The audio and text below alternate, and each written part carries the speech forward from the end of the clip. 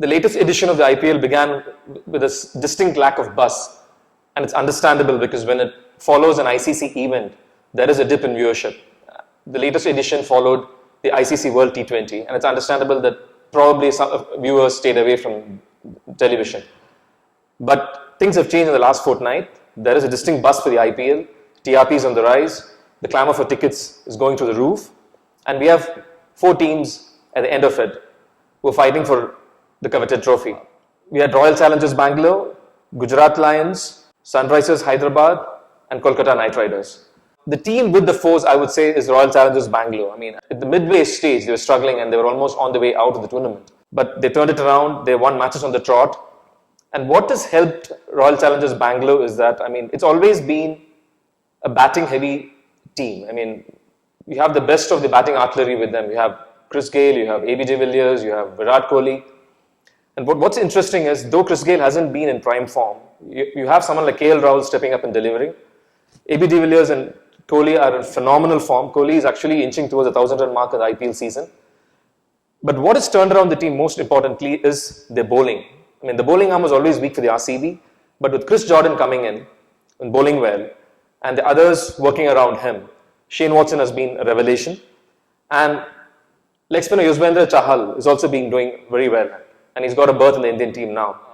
The batting and the bowling arm are in sync. The fielding has always been good, with Virat and de Villiers manning the deep.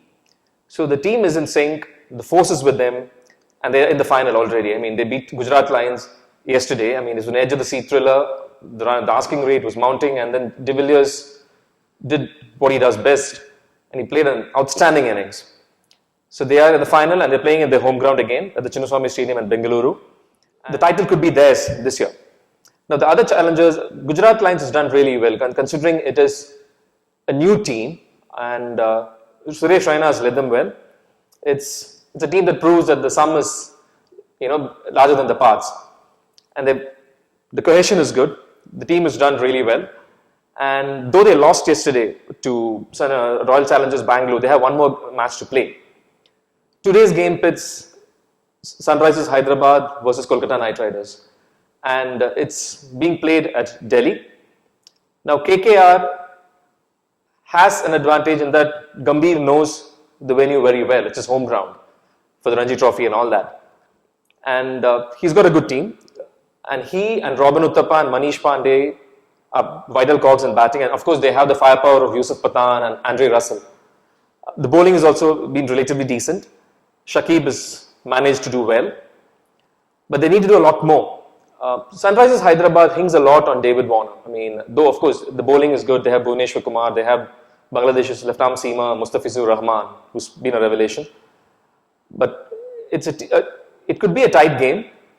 And KKR has to do well to beat Sunrisers Hyderabad, because Sunrisers Hyderabad has an impact player in David Warner, but KKR would obviously turn around and say they have Yusuf Pathan and Russell and all that.